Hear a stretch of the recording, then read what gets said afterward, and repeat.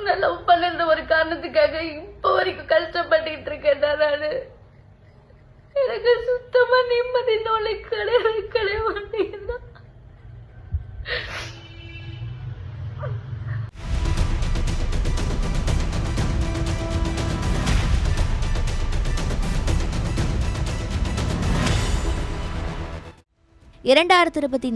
ஆண்டு முதல் ஒளிபரப்பாகி வரும் சீரியல் தான் சின்ன மருமகள். இதில் ஹீரோயினாக அறிமுகமானவர் ஸ்வேதா. சில மாதங்களுக்கு முன்பு ஆதி என்கிற நபர் ஸ்வேதாவின் கணவர் என்று கூறி நேர்காணல்களில் பேசி வந்தார். கோயம்புத்தூரில் தங்களுக்கு பதிவு திருமணம் நடந்ததாகவும் அவர் வீட்டை விட்டு ஓடி வந்து திருமணம் செய்து கொண்டதாகவும் கூறியிருந்தார். இதையடுத்து தனக்கு அவரை யாரென்றே தெரியாது என்றும் அவர் இப்போது தனது கணவர் இல்லை என்றும் கூறி பதிவு ஒன்றை வெளியிட்டிருந்தார். இதனையடுத்து ஆதி ஸ்வேதாவுடன் எடுத்த வீடியோக்களை தொடர்ச்சியாக இன்ஸ்டாகிராமில் பதிவிட்டு வந்தார். என்னை யாரென்றே தெரியாத ஸ்வேதா எனக்கு ஏன் விவாகரத்து நோட்டீஸ் அனுப்ப வேண்டும் என்று கேள்வி கேட்டு ஒரு பதிவை வெளியிட்டிருந்தார். இந்த பிரச்சனை ஒரு பக்கம் சென்று கொண்டிருக்க பிக்பாஸ் பிரபலம் தாமரை திடீரென ஒரு குண்டை தூக்கி போட்டார். தன்னை ஸ்வேதாவின் கணவர் ஆதி ஏமாற்றிவிட்டதாக தாமரை ஒரு வீடியோவை வெளியிட்டார். அவர் பெயரில் தனது நகைகளை அடகு வைத்ததாகவும் கடைசியில் அந்த நகைகளை விற்றுவிட்டு பணத்தை எடுத்துக்கொண்டதாகவும் கூறியிருந்தார். இந்நிலையில் ஸ்வேதா 2 வீடியோக்களை தனது இன்ஸ்டாகிராமில் வெளியிட்டிருந்தார். அதில் ஆதி குறித்து கடுமையாக விமர்சித்திருந்தார். மைண்ட்ல இருந்துச்சு. காலேஜ் படிக்கும் போது நிறைய ஆப்பர்ச்சுனிட்டிஸ் வந்துச்சு. ஆனா அம்மா வந்துட்டு இப்போதைக்கு நீ பண்ணாத, டிகிரி முடின்னு சொன்னதுனால நான் எதுவுமே பண்ணவே இல்லை.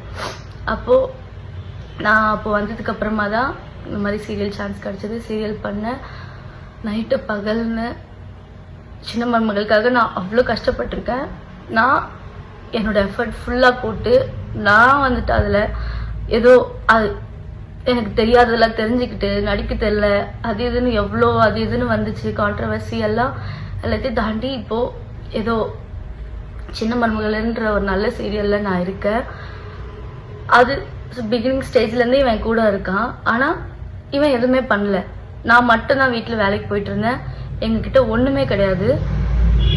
கொஞ்சம் கொஞ்சமாக வீடுன்னு போய் எல்லாமே ஒரு பொருளாக வாங்கி ஒரு ப்ராப்பர் வீடாக எல்லாமே அப்படி ஃபுல்லாகவே ரெடி பண்ணது எல்லாமே நான் ஒருத்தி வேலைக்கு போனதுனால மட்டும்தான்.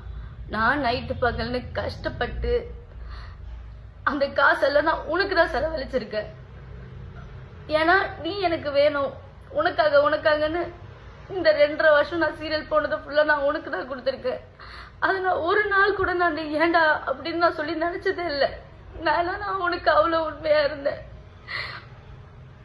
அதுவும் போனதுக்கு அப்புறமா தான் இந்த மாதிரி கேஸ் இருக்குன்னு சொல்லி சொன்னேன். சரி ஓகே, ஃபியூச்சரில் அது நமக்கு பிரச்சனை இருக்கக்கூடாதுன்னு நான் தான் அந்த கேஸை வந்துட்டு திருப்பி இது பண்ணி சரி பண்ணணும்னு சொல்லி அந்த கேஸ்க்காக எவ்வளோ கடன் வாங்கி எவ்வளோ கொடுத்துருப்பேன். இப்போ வரைக்கும் நான் அந்த கடனை கட்டிக்கிட்டு இருக்கேன்டா.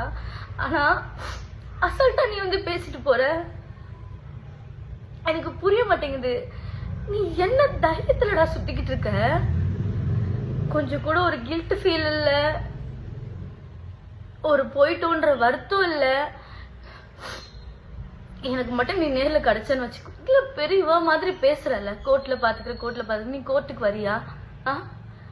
ஒரு வாட்டி இயரிங்க்கும் கவுன்சிலிங்க்கு மீடியேஷனுக்குன்னு ஷூட்ல அவ்வளோ சண்டை போட்டு அந்த டேட்டுக்கு நான் பெர்மிஷன் வாங்கி அவ்வளோ தூரம் வெயில்னு பார்க்காம ஒரு வாட்டி நான் போய் அங்கே போய் லைன்ல போய் நின்று எனக்கு தேவையாடா இதெல்லாம்? உன்னை லவ் பண்ண ஒரு காரணத்துக்காக இப்போ வரைக்கும் கஷ்டப்பட்டுட்டு இருக்கேன் நானு. எனக்கு சுத்தமா நிம்மதி நோலை கிடையவே மாட்டேங்குது.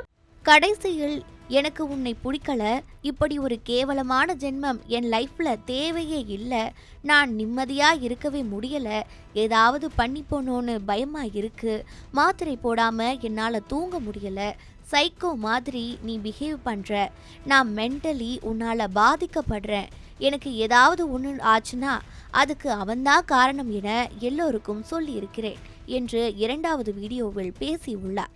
இந்த மாதிரி பண்றதுக்கெல்லாம் சுத்தமா வரமாட்டேங்குதுடா. எப்படி நமக்கு ஒரு விஷயத்த பண்ணவங்க அவங்க நமக்கு என்ன வேணாலும் கெடுதல் பண்ணிட்டு போட்டோம், திருப்பி அவங்கள வந்துட்டு பேசுறதுக்கெல்லாம் வாய் கூசல உனக்கெல்லாம். இப்ப நான் இதை பேசினா வந்து அவங்க எனக்கு சப்போர்ட் பண்ணி பேசினாங்கன்னு சொல்லுவேன். என்ன வேணாலும் சொல்லிக்கோடா. உன்னால நிறைய ஒரு நல்ல ஒரு ஹார்ட்டை, நல்ல ஒரு சோலை, நல்ல ஒரு மனுஷங்களை உன்னால நான் இழந்துட்டேன்டா. ஆனா நீ பண்றதுக்கெல்லாம் உனக்கு ரிட்டர்ன் நல்லா வரப்போதாது. நீ நினைச்சிட்டு இருக்கியா நீ ஊர்ல இருக்கவங்களுக்குள்ள ஜஸ்டிஸ் வாங்கி தர? அப்புறம் எங்க ஆதி வேலை பார்க்குற அசிஸ்டன்ட் டைரக்டர்? எந்த படத்துல இருந்து சீரியல் அசிஸ்டன்ட் டைரக்டர் உன்னை வேலைக்கு வச்சிருக்காங்க? ஏன்டா இப்படி பொய்க்கு மேல பொய் சொல்லிட்டு இருக்க? போதும்டா, நிப்பாட்டுடா, நிம்மதியா இருக்க விடுறா.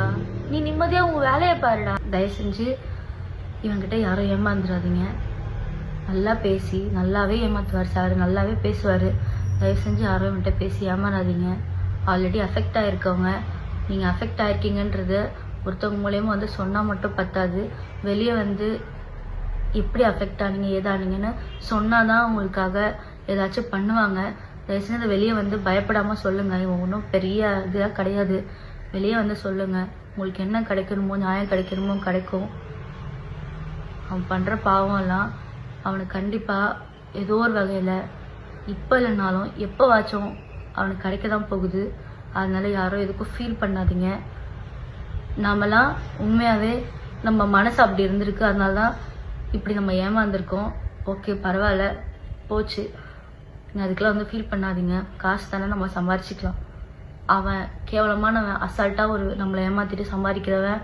அவனை வந்துட்டு கடவுள் வந்துட்டு இன்னும் அப்படி விட்டுட்டு இருக்காருன்னா நமக்கு எப்போ கொடுக்கணுமோ கடவுள் அதை அப்பப்போ கொடுப்பாரு. நீங்கள் எதுவும் ஃபீல் பண்ணாதீங்க. நல்ல வேலை இப்படி ஒரு இவனால் இவ்வளோதான் அஃபெக்ட் ஆகிருக்கும், இவ்வளோதான் நமக்கு பாதிப்பு இருக்குன்னு நினச்சி சந்தோஷப்படுங்க. அப்புறம் வந்துட்டு இதை வந்துட்டு நான் என்னோட புலம்பலுக்காக மட்டும்தான் நான் இந்த வீடியோ போடுறேன். இதை வந்துட்டு பார்த்து தயவு செஞ்சு யார் யார் என்னென்ன பண்ணணுமோ அதெல்லாம் பண்ணுங்க. ஓகே, நான் ஓகே ஆயிடுவேன் நினைக்கிறேன். ஆதி சமீபத்தில் ஸ்வேதா வீடியோ வெளியிட்டதை அடுத்து இன்ஸ்டாவில் ஸ்டோரி போட்டுள்ளார். ஹாலிவுட் நடிகர் ஜானி டெப்பின் விவாகரத்து வழக்கை குறியீடாக பதிவிட்ட அவர், இந்த வழக்கின் போது பலர் ஜானி டெப்பின் மீது அபாண்டமான குற்றச்சாட்டுகளை வைத்ததாகவும் இறுதியில் உண்மை என்ன என்பது அனைவருக்கும் தெரிந்ததாகவும் கூறியிருந்தார். இவர்களின் இந்த பதிவுகள் தற்போது இணையதளத்தில் வைரலாகி வருகிறது. யார் மீது தவறு என்பதெல்லாம் போக போகத்தான் தெரிய வரும்.